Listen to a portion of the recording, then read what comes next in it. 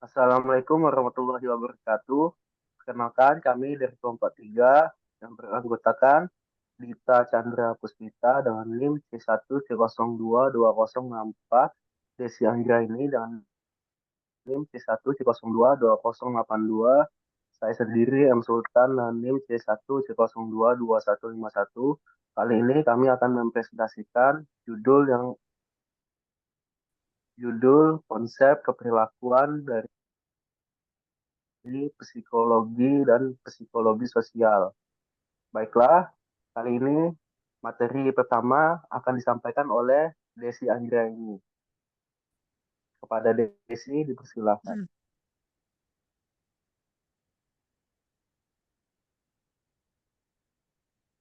Psikologi sosial adalah suatu bidang dalam psikologi, tetapi memadukan konsep-konsep baik dari psikologi maupun sosiologi yang memusatkan perhatian pada perilaku kelompok sosial.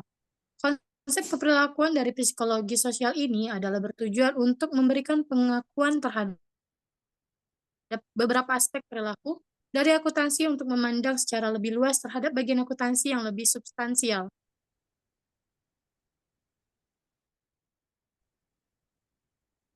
Yang pertama, sikap. Sikap adalah suatu hal yang mempelajari mengenai seluruh tendensi tindakan, baik yang menguntungkan, tujuan manusia, objek, gagasan, atau situasi. Penting untuk dicatat bahwa definisi sikap adalah suatu tendensi atau kecenderungan dalam menjawab atau merespon, dan bukan dalam menanggapi dirinya sendiri. Terdapat 3 komponen sikap, yaitu pengertian, pengaruh, dan perilaku. Komponen tersebut menentukan terhadap tahapan dari bagian yang lebih kritis atas komponen sikap efektif. Sikap memiliki 4 fungsi utama, yaitu pemahaman, kebutuhan akan kepuasan, defensi ego, ungkapan nilai. Teori terkait dengan sikap terbagi menjadi 18, yaitu yang pertama teori perubahan sikap, yang kedua teori pertimbangan sosial, konsistensi dan teori perselisihan, yang keempat teori disonansi kognitif, yang kelima teori persepsi diri, yang keenam teori motivasi dan aplikasinya, yang ketujuh teori motivasi awal, teori kebutuhan dan kepuasan, yang kesembilan teori prestasi, dan yang kesepuluh teori motivasi, 11 teori keadilan, 12 teori ERG, 13 teori harapan, 14 teori penguatan, 15 teori penetapan tujuan, 16 teori atribusi, 17 teori agensi, dan yang terakhir, pendekatan diadik.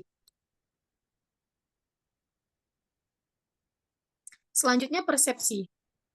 Persepsi adalah bagaimana orang-orang melihat atau menginterpretasikan peristiwa, objek, serta manusia. Persepsi ditentukan oleh faktor personal dan faktor situasional.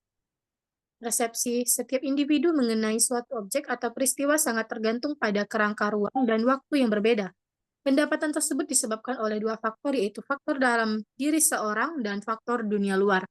Akuntan perilaku harus memahami persepsi karena format persepsi orang-orang dikembangkan ke dalam gagasan dan sikap yang memengaruhi perilaku.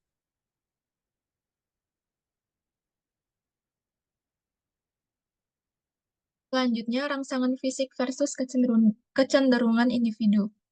Rangsangan fisik adalah input yang berhubungan dengan perasaan, seperti penglihatan dan sentuhan. Kecenderungan individu meliputi alasan, kebutuhan, sikap, pelajaran dari masa lalu, dan harapan. Perbedaan persepsi antara orang-orang disebabkan karena perasaan individu yang menerimanya berbeda fungsi, dan hal ini terutama sekali disebabkan oleh kecenderungan perbedaan. Selanjutnya, keterkaitan persepsi bagi para akuntan. Para akuntan perilaku dapat menerapkan pengetahuan persepsi terhadap banyak aktivitas organisasi. Misalnya, dalam evaluasi kinerja, cara penilaian atas seseorang mungkin dipengaruhi oleh ketelitian persepsi si penyelia. Kesalahan persepsi dapat mendorong ke arah ketegangan hubungan antar pribadi karyawan. Berikutnya yaitu nilai. Nilai secara mendasar dinyatakan sebagai suatu modus perilaku atau keadaan akhir dari eksistensi yang khas dan lebih disukai secara pribadi atau sosial dibandingkan dengan suatu modus perilaku atau keadaan akhir yang berlawanan. Dalam mempelajari perilaku dalam organisasi, nilai dinyatakan penting karena nilai meletakkan dasar untuk memahami sikap serta motivasi dan karena nilai menguji persepsi manusia. Selanjutnya, pembelajaran. Pembelajaran adalah proses di mana perilaku baru diperlakukan. Pembelajaran terjadi sebagai hasil dari motivasi, pengalaman, dan pengulangan dalam merespons situasi. Pengondisian keadaan klasik. Pengondisian klasik pada hakikatnya merupakan proses pembelajaran suatu respon dan suatu rangsangan yang tidak terkondisi. Dalam suatu organisasi juga dapat dilihat beroperasinya pengondisian klasik. Misalnya di suatu pabrik manufaktur, setiap eksekutif puncak dari kantor pusat dijadwalkan untuk berkunjung. Manajemen pabrik akan menerapi kantor, administrasi, dan membersihkan berbagai fasilitas yang ada. Lalu pengondisian operan. Pengondisian operan menyatakan bahwa perilaku merupakan satu fungsi dari konsekuensi-konsekuensi.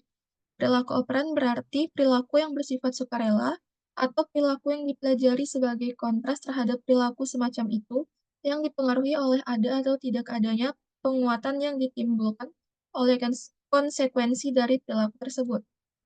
Lalu pembelajaran sosial. Individu-individu juga dapat belajar dengan mengamati apa yang terjadi pada orang lain, dengan diberitahu maupun dengan mengalami secara langsung. Pandangan bahwa manusia dapat belajar baik lewat pengamatan maupun pengalaman langsung ini telah disebut sebagai teori pembelajaran sosial. Lalu ada kepribadian. Kepribadian mengacu pada bagian karakteristik psikologi dalam diri seseorang yang menentukan dan mencerminkan bagaimana orang tersebut merespon lingkungannya. Aplikasi utama dari teori kepribadian dalam organisasi adalah memprediksikan perilaku. Adapun faktor-faktor kepribadian yaitu keturunan, lingkungan, dan situasi.